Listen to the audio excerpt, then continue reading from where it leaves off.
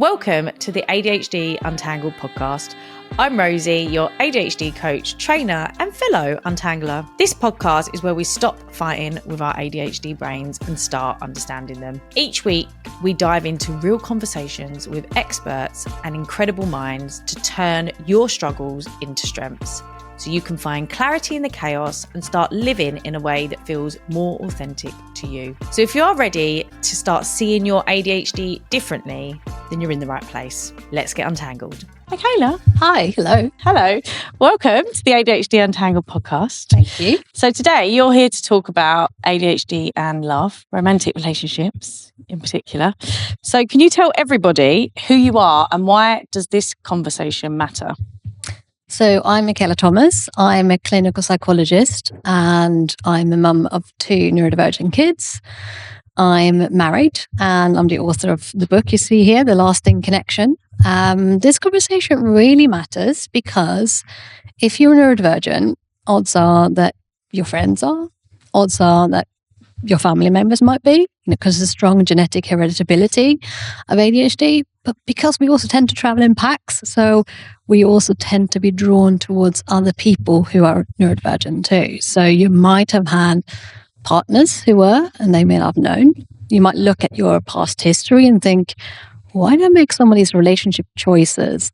And the word toxic is often bandied about when we think about some of the partners we've been with. And so I think this really matters because, especially for neurodivergent women, we have a tendency to be drawn towards men who might not be treating us so nicely.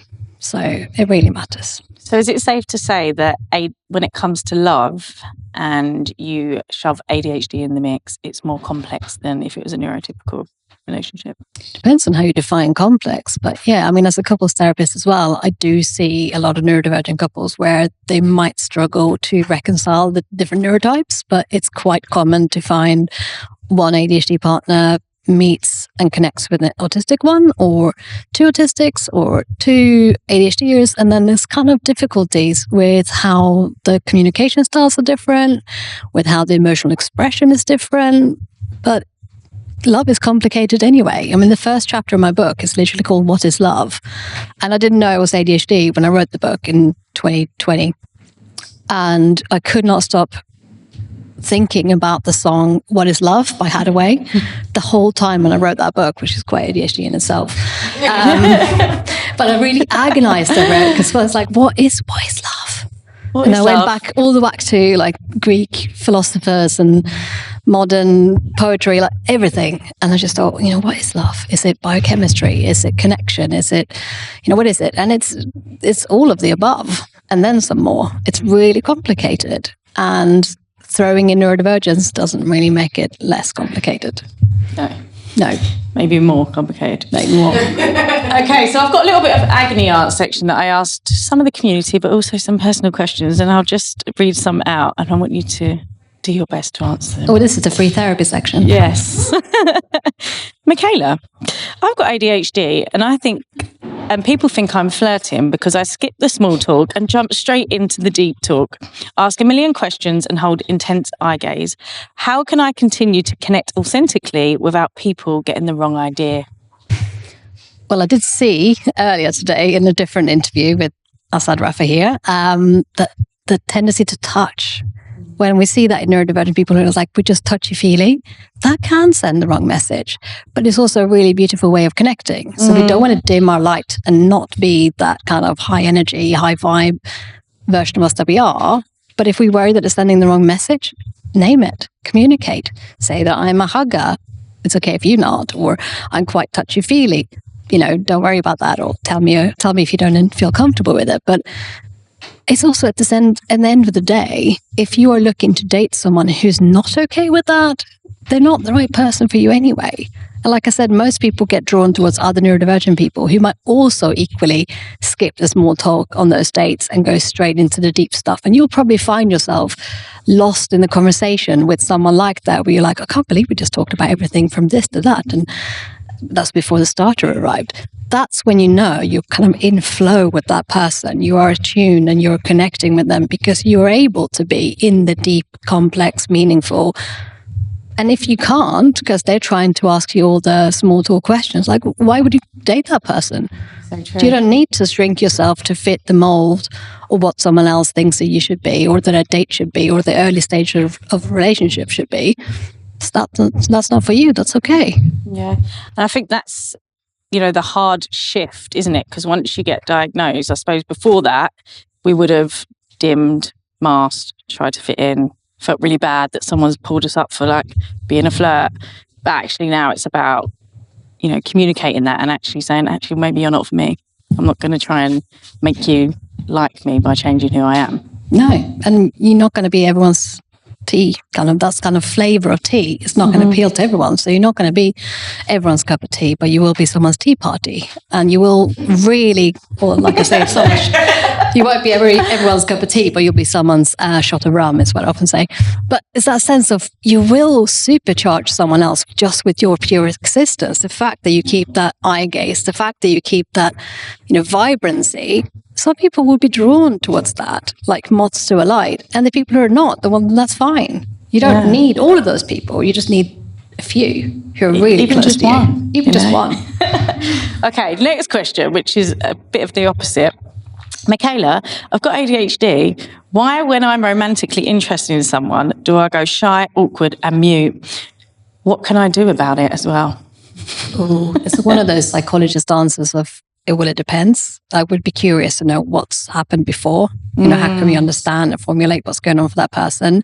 Is that fear of being hurt? Is that shame, having been humiliated? Is it sort of mixture of those two? Is it overthinking? Is it constantly thinking about how you're coming across to other people? Is it RSD? Is that sort of going to be very, very quiet? So I'm not going to say something stupid, so they're going to hate me for it without having the context. Familiar. Sorry? That sounds familiar. That's familiar. I'm not going to say anything in case they think I'm stupid. Yeah. And that's RSD? Well, it can be, yeah.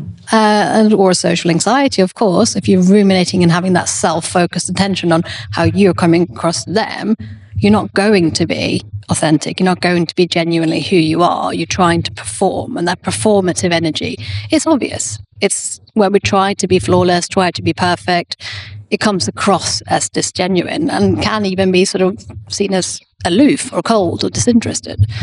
But when you are a little bit more sloppy and a little bit more yourself, a little bit more humor, letting everything, flaws and all come out, people relate to that because they're a bit messy, a bit like me. And that's kind of nice that you can connect. It's so true, actually, because I think in the beginning, when you don't know you like somebody, you can be quite confident, like maybe flirty. And then when you like them and you try and be perfect, so you shut down, and then actually they become not interested in you anymore because they're like, who the hell is this person? Because you're trying. When you've started trying. You start trying to impress them or come across a certain way. Whereas this is why sometimes, I found that most of my long-term relationships have started from friendships because then it was just being myself. Yeah. You were just being genuine and connecting and having a good time. As soon as you're like, this is someone I could go in a relationship with, you start to go a bit stupid, right? Yeah. Because that is literally what happens. You can't talk. You can't talk. Your frontal lobes are taken over by this drunken love, and you just go stupid. And that's the anxiety increases, the pressure increases. All of it is preparing you to try to impress this person and have the success of they liking you back. That's hard. But it's not that easy, is it, to try and just be yourself? So what can someone do to even take a first step in that moment? I mean, it's getting really deep now, but obviously, what is yourself, right? So when people say just be yourself, a lot of neurodivergent people I support are like, what is that then? Struggling with identity, and especially when you come to perimenopause in your 40s, you're like, what do I even care about? What do I like? What are my hobbies? The small talk things people do in the early stages of a relationship. It is so common for the neurodivergent women I support to have just said, I like that too, when the other person said they liked something. Oh my God, and order the same thing. Yeah. Have you done that? Yeah. When you're on a date and you feel so awkward, you don't know what to do, and they order something, I just have the same.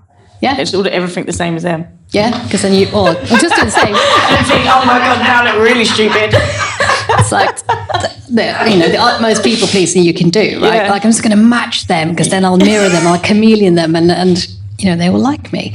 But people like to know who you are. And I guess it's that tolerating the risks of being disliked. Because if you then dare to be, not saying that you have to be like super opinionated and be like Marmite just to see if you can repel people quickly, but it's almost like letting some of your true opinions come out. Because if it does repel that person, great. You don't want to repel them 10 years down the line when they're like, oh, I didn't realize you never liked the cooks. Why did you say that? You did. Like one of my ex-partners lied about on our first date, and then years down the line admitted that he actually hated them. Like, what's the point of that? What's the point of that? It's not that I'm bitter or anything, but So again, just going back to your answer, I suppose it's a bit around trying to be present, isn't it? Like, and because how do you be authentic is just trying to be present in the moment, which again, we're not very good at, are we? No, we're not very good at that. And that's, I guess, where mindfulness, not in a sort of need to sit down and meditate kind of way of being, because people often go like, when I talk about mindfulness or meditation, but it's self-awareness, it's noticing. And we need that noticing skill in relationships, because if I don't notice what's going on within me, how I'm going to notice what's going on within you, reading the cues and the signals of you. And especially if we have someone that we talked about before with poor interoception, they're not really having this great awareness of our own body signals, it's then very easy to find yourself in a relationship that's actually quite emotionally unsafe. Because you're not checking on how am I feeling right now? Am I comfortable with this? Is this what I want to do? Am I crossing some of my own boundaries? So it is really, really important to slow down and pause and notice, what is my opinion here? Or am I just going, oh yeah, same, because I don't want to be rejected? So that's step one. So our community are often being called selfish, dramatic, or even narcissistics in their relationships. That's what they say. So fill in the blank. It wasn't narcissism, it was blank. What is the most misunderstood ADHD trait that can be mistaken for narcissism? You know what? I find that question really, really difficult, because the reality check is that there is narcissism alongside ADHD. And we've talked about that before as well, me and Asad. And I guess it's about intentionality. What is your intentional here? So if your intention is, I want to surprise my partner for their birthday, I really want to give them a good time, or I want to give them a good present, and then you get distracted, or you forget, or you leave it too late, and it turns out not even Amazon can save you. That's not poor intention, right? No one's ever done that before, right? That's not poor intention. That's your heart was there, your values were there, you wanted to do a nice thing for your partner, but then executive dysfunction got in the way, right? That's not to say that we use that as an excuse, like you said earlier. It's an explanation for our behavior, and we can work with that by taking accountability and try to have better systems in place and ask for support with it, and all of these things that we can do to try to compensate for it, right? But narcissism is when we intentionally manipulate and try to gain things from other people for our own benefit. It's a self-centeredness that is completely void of any care and kindness and compassion for someone else's suffering. That's not what we're talking about in your average ADHDer. But like I said, of course, even ADHDers can have that sense of extra manipulation and narcissistic abuse. And that does happen. Yeah. So that's like you're knowing for yourself. And what about if you think you might be dating a narcissist, but actually maybe it could be ADHD? Is there anything we can look out for? It's tricky because narcissism is something that's been bandied around on social media a lot. Stuff, language like toxic, red flags, gaslighting. And of course, those things do happen. There are people who find themselves in narcissistic abuse or emotional abuse where they're being treated in a way that is not okay. But that doesn't mean that as soon as your partner makes a mistake, we can be like, oh, he's such a narcissist. That's, you can't, it's not all or nothing, right? But some of the red flags is if you're finding yourself being more and more isolated, if your partner is trying to control who you see, what you do, how you dress, how you spend your money. Like if they're trying to take away some of your freedom, and it can be really, really subtle, that's a huge red flag to be aware of. Watch out for someone who tells you how to dress. Yeah, well, I've had that a lot. Coercive control, right? Yeah. Okay. Next up is the partner's perspective, agony aunt.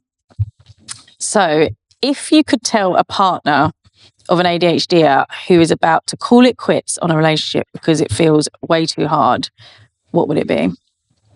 If they're about to call it quits because it's way too hard, what have they tried? Have they tried to understand? Have they had support? Have they had education in around how ADHD shows up? Have they tried to go see a couples therapist? Have they spoken about what they find really hard? Which is difficult because ADHDers are sensitive to criticism because RSD. So often our partners don't dare to tell us, what is the hardest part of living with an ADHD? Often they don't want to say because then we fall apart. And we then, in our RSD reaction, make it about us and not about the other person. So it's really, really difficult to do that. To say, for instance, in my relationship, my husband has time anxiety and I have time optimism. It does not marry well. When he's like, we have to go. And I'm like, nah, we're good. We don't have to go yet because urgency hasn't hit for me, right? And he was like, we have to go. And that means that we have to make space for both of our experiences of that because there is no right or wrong in how early do we leave the house to go to something we need to go to. Like, it's very difficult to find the objective truth.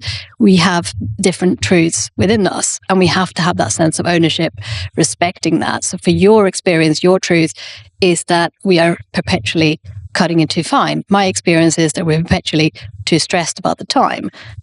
Both are true at the same time. And that kind of dialectics of understanding that your experience can be true at the same time as mine. That's very difficult when you have different neurotypes and different understanding of how to live the world and live your life in the world and values and ideas around what you want out of life. So again, it comes back to compassionate communication. If you feel like this is so hard to live with this ADHD, have you tried to really put yourself in their shoes? What does it feel like to know that you're about to be running late? You know you're going to cause anxiety and stress for someone else and yet not be able to do anything about it. Often when you speak to ADHDers about the flaws that we have, we are absolutely aware of how it's affecting other people to the point where we hate ourselves sometimes. The shame and the self-criticism that is linked to how much we realize we're doing something that we then can't stop doing. Why am I like this? Is one of the most common things I hear when I do ADHD assessments or in couples therapy. People say, why am I like this? Why do I keep doing this? Why can't I just stop doing this thing? So if you have that sense of self-hatred and criticism, of course, your partner is also going to be feeding off that. Whereas if you can make it less of a you versus me, here's an issue that you have it in you. It's like, actually, how are we together going to face this pattern, face this difficulty between us, that we have a different sense of time? And use an example I brought up earlier, that our sense of time is different between us. So how are we going to approach that so that everyone in the family has a sense of harmony, neither having to sort of cope with being too late or too early? How are we going to find a compromise around that? So it's really difficult to say, well, when is it time to call quits on it? But when there's been huge amounts of contempt, defensiveness, criticism, or just long periods of not talking at all, sometimes it's referred to as stonewalling, when you're just giving each other the silent treatment.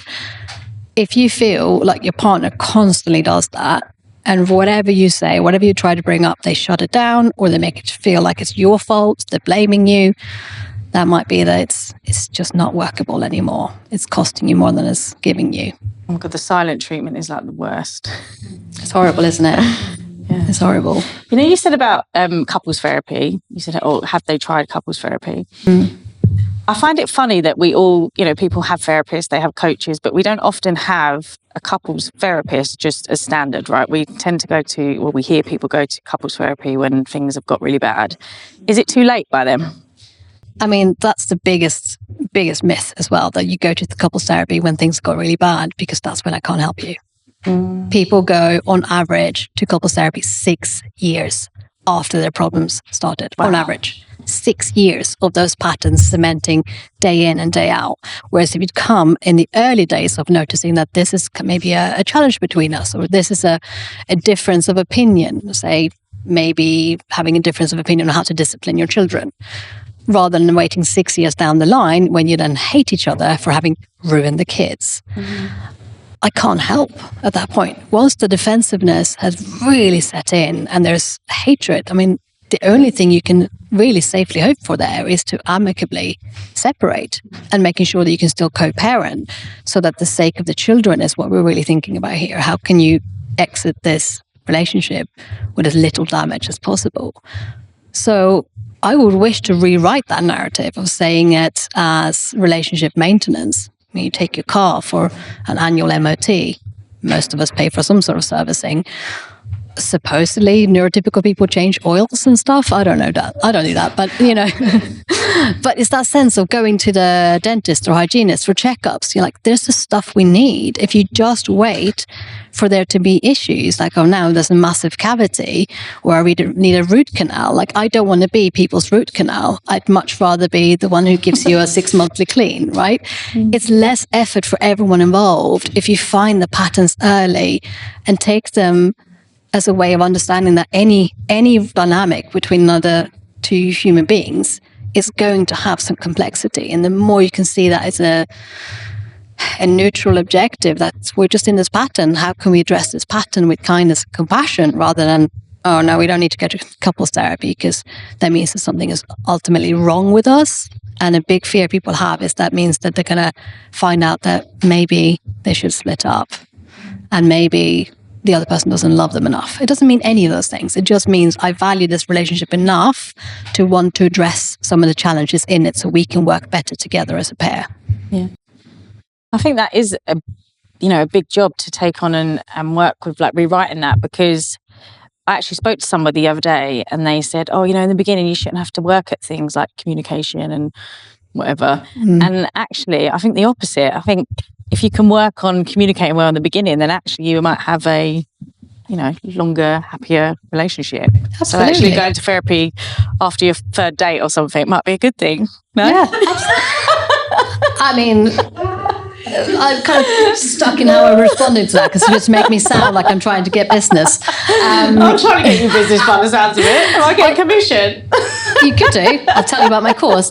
I think there's a difference between relationship skills and building that, or how you have kind of almost like, how do you do relationships? How do you do communication? We were not taught that in school. No. We were not taught how to communicate. We're not taught how to express our emotions. And I'm someone who's grown up in the 80s and 90s, and a woman who's in her early 40s.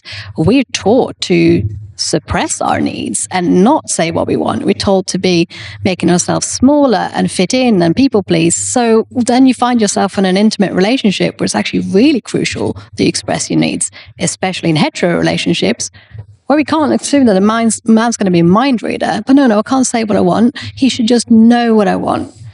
Right? That's not going to be possible. I had a friend once who broke up with her boyfriend because he didn't know that she wanted a green smoothie served every morning. And I was like, what?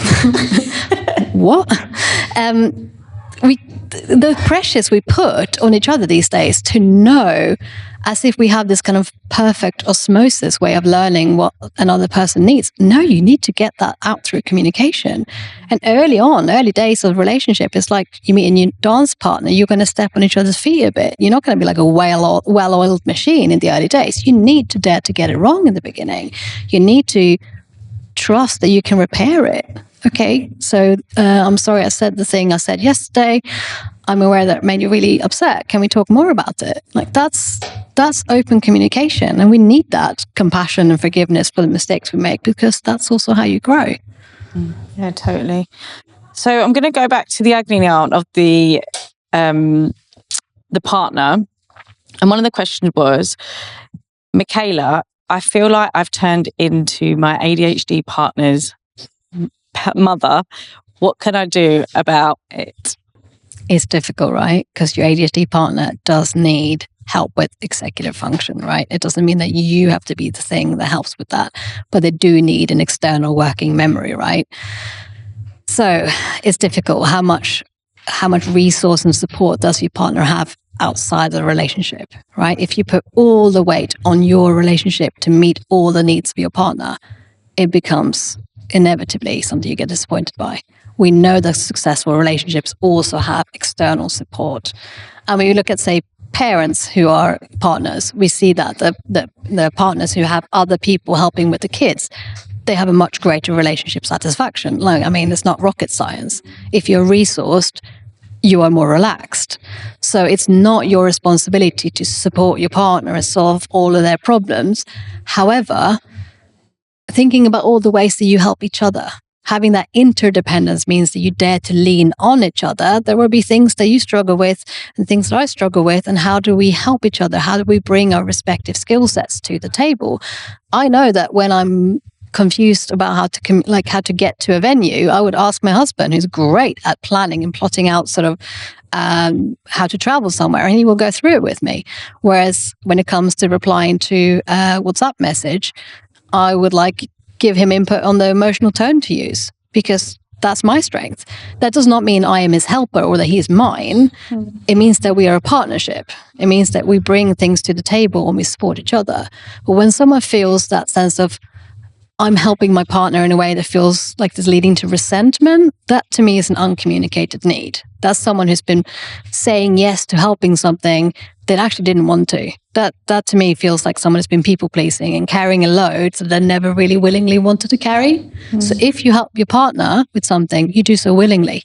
And you say, this is something I'm doing for you because I love you and I know that you need this, because we are a team and we're doing this. It's a reciprocity to that. Can't believe I could actually pronounce that word properly. Reciprocity. What does it mean? It's reciprocal, like it's give and receive, right? It's not tit for tat, like, okay, and I did this thing for you, so now you have to do this thing for me. It's not scorekeeping. It's, we trust that in this partnership, we've got each other's back. We are there for each other.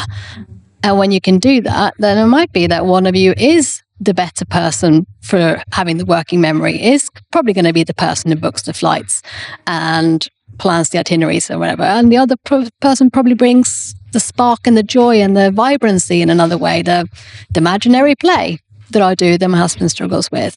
So we have different skill sets. So again, it's coming back to like, when is it a problem? If it's not a problem, it's not a problem. It's a problem because you're probably saying yes to something you don't want to say yes to. So playing to each other's strengths is important, obviously, isn't it? And becoming a team. I do think we lose that a little bit. You know, we try and be so independent these days, don't we? Expect to be.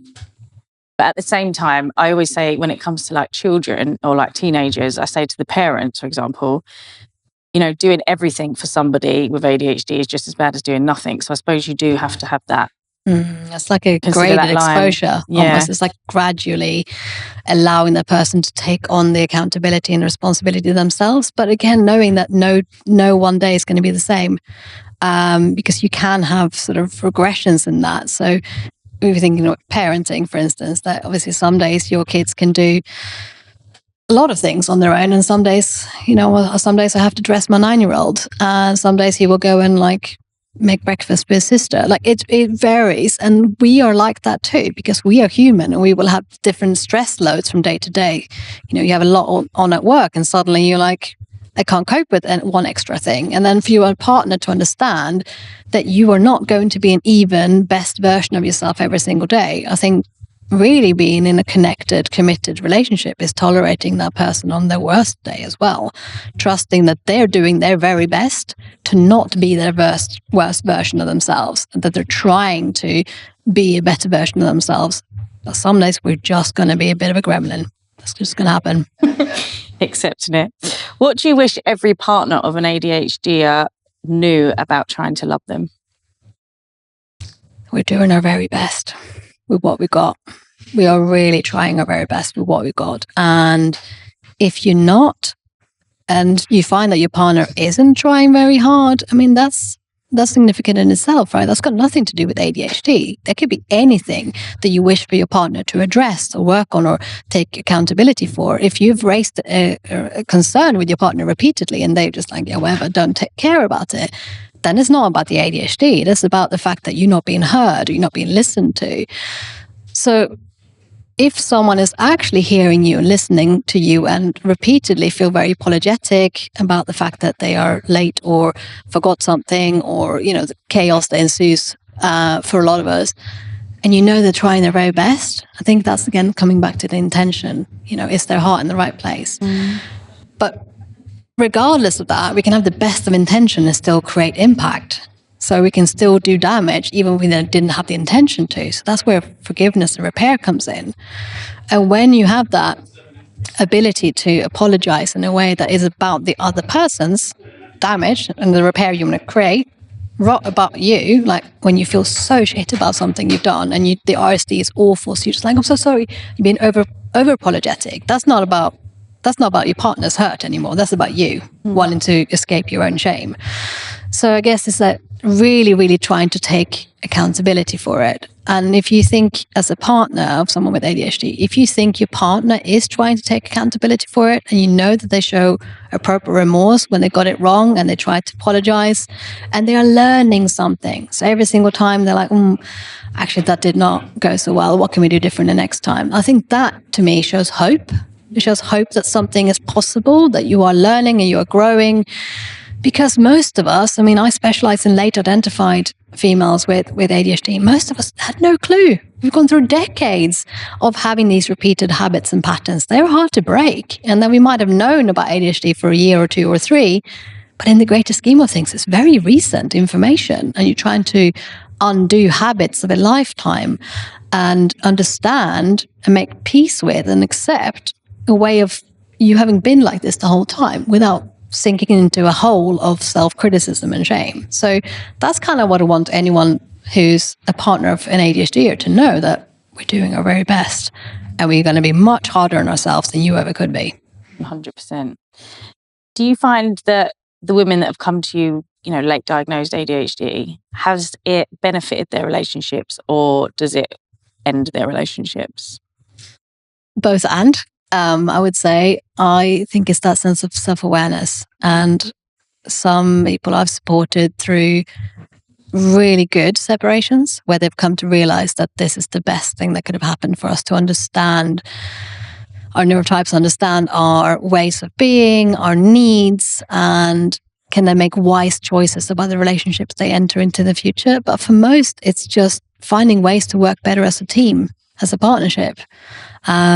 If you constantly feel like this thing keeps happening and now you have a name for it, now you have an understanding of why this happens, you'd be less irritated by your partner. I mean, in my own relationship, I definitely feel that we're the closest we've ever been since I had my diagnosis 3 years ago. And my partner or my husband is much more patient and supportive and asks the right questions. So can notice when I'm stuck, in the ADHD inertia, which is awful. We all know it. I need to start. I need to do this thing, and he will help me now because he understands. Mm-hmm. So he's like sends a search party when I can't come to bed in the evening. It's like, just wondering if you were stuck doing something you shouldn't be doing, and then I hand him my phone.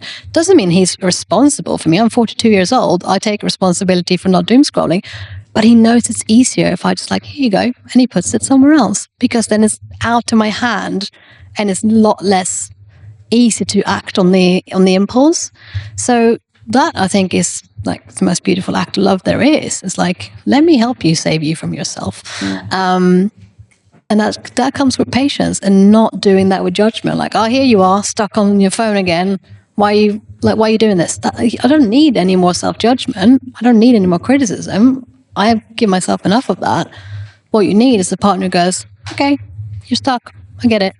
What do you need? Yeah. But not only that as well, it helps them because it must feel quite personal before the label exists. Yeah. Why are you scrolling your phone? You ignore me, not interested anymore. Yeah. Why have you forgot that date again?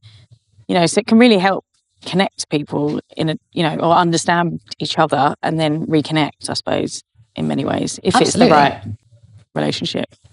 Absolutely, because I was about to do the thing that is really irritating for my husband is I was going to finish your sentence and Please interrupt you. I'm tired. I could do if you finish your sentences. My brain fog is immense. But when they know that, they can go, okay, she didn't mean that. And then that sort of, you can bring a sense of lightness to it. It can bring acceptance and humor to it. And it's sort of, it makes it easier to approach it together because it's not you versus me. It's not I'm doing this thing to you as a personal insult. I just forgot. Yeah. Right? I didn't do that to make you feel small. I just forgot. You have ADHD. You're not hard to love. You're lovable. The biggest myth about ADHD in relationships. oh, this is where I struggle, because it's like feels really big. The biggest myth about ADHD in relationships is the biggest problem, I think, is invalidation. And the biggest myth is that you're doing it on purpose. Yes, that's the biggest myth. Yeah, you're doing it on purpose. You can't, like, you should just be able to do this. You're not trying hard enough. Yeah. You're not always wrong. Yeah. Yeah. What about the best part of loving someone with ADHD? I think your life is never boring. This is very true. You'll never get bored. No, it's the vibrancy, the joy, the play from having, some of those extra synapses in your brain that other people have just pruned away through adolescence. We just got that. We still got that inner playfulness, and it's fun. Yeah. In the midst of all the chaos, it's fun. Yeah. So, Michaela, one of the most viral posts I've had recently was the post that said, "I'm too hard to love because of ADHD and what I'd wish you knew about loving me." What would you say to someone right now who genuinely believes they are too much or not enough for a relationship? This is the single most common thing I hear when I do assessments, and it comes up time and time again on my podcast. I'm too much. Take up too much space. I said too much. And yet at the same time, I'm not good enough. I'm not pretty enough. I'm not perfect enough. Like, I'm not even ADHD enough comes up, right? That sense of disbelief of like the high functioning, over functioning, burnt out women I support. They even say like, well, I'm not even ADHD enough because there are other people who deserve more support than I do. My suffering is insignificant compared to what other people experience. So it's that sense of self-worth that is so infused in the neurodivergence of the developmental condition of ADHD. Because when you don't know that you have this external need for support and you try to like raw dog it yourself throughout your life, of course you're going to think you're not good enough. Of course you're going to think you're too much because you've had so many traumatic microaggressions, eye rolls of you being late again. Who knew I had such an issue with my own lateness? It's all coming out. But all of those times where people said stuff to you, I'm like, oh, it would be better if you did. And even the kindest feedback from an employer that any little ounce of criticism around stuff you did because of your ADHD is going to cement wounds in your own self-belief. And of course, that then leads to issues with your self-esteem, your self-worth. There's a reason why, having specialized in perfectionism, clinical levels of perfectionism for 15 years, where you see burnout, stress, anxiety, low mood, low self-esteem, where I then realized, hang on a minute, half my caseload was undiagnosed females with ADHD, with that strong perfectionism, because it helps us to cover up the cracks of all the ways we think we're not good enough, all the ways we try to compensate by checking one more time that we've not missed something, over apologizing for doing something that wasn't even our fault. Like the typical British way of like saying sorry when someone else steps on your foot. Like being Swedish, I don't get this at all. Just sorry for existing. Sorry for existing. Like, sorry. So sorry. You bumped into me, but sorry. Yeah, but sorry, I don't want you to hate me. So all of that way of being has shaped your existence. Of course, it's going to be hard. Of course, that's going to show up in your relationships. It's going to show up in your performance at work. It's going to show up everywhere. So of course, you're going to get that sense. So rather than saying, it's kind of going against Instagram take on that of like, screw the inner critic and, you are enough. Most people I see, that does not touch the sides. You cannot just say, oh, but you are enough. Oh, yeah. Okay, great. It needs to be kind of an inside job. If only. Because then I would just like print it on a poster and stick it, on the subway. It's not enough because positive affirmations do not have that evidence base for people who actually really need the positive affirmations. They work quite well for people who already have a robust self-image to begin with. So for us, it's much more about that deep emotional rewiring of your shame and your self-criticism. And then chipping away slowly, bit by bit, you might feel that you are enough. Do you see good results with women with ADHD when they work on their perfectionism? I do, yeah. What's some of the Life-changing. what are the life-changing results you've seen? Oh, it's big. It's daring to walk away from a marriage that was no longer serving you. Daring to say, I want to adopt a baby. Daring to say, I hate my job. I'm going to go and buy a gym instead. Oh my True God. story. Yeah, just big stuff. Big stuff. And this is why the work I do is transformational, but quite long term, right? If you are working with decades of self-criticism and perfectionistic tendencies and people pleasing, you're not going to get rid of that in like 6 sessions of CBT. No. It just doesn't touch the sides. How long does it take? Are you asking for a friend? Yeah. I mean, in general, if people are ready to change, if they are looking for the answers and they're ready to do things to support themselves through that, building those compassionate inner voices that counter some of the very negative. We kind of heard some examples of that with inner parts work. A few months. For some people, a few years. But definitely not, one Yesterday. Instagram post. Yeah. Oh, Michaela, thank you so much. Honestly, this has been amazing. Thank you for all the work you do.